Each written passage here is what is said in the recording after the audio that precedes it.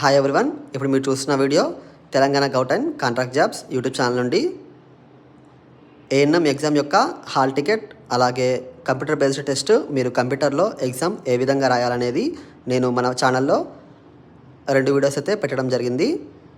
మీరు ఒకసారి మన ఛానల్లో వెళ్ళి ఆ వీడియోస్ అయితే మీరు చూడండి, మీకు క్లియర్గా అయితే అర్థమవుతుంది.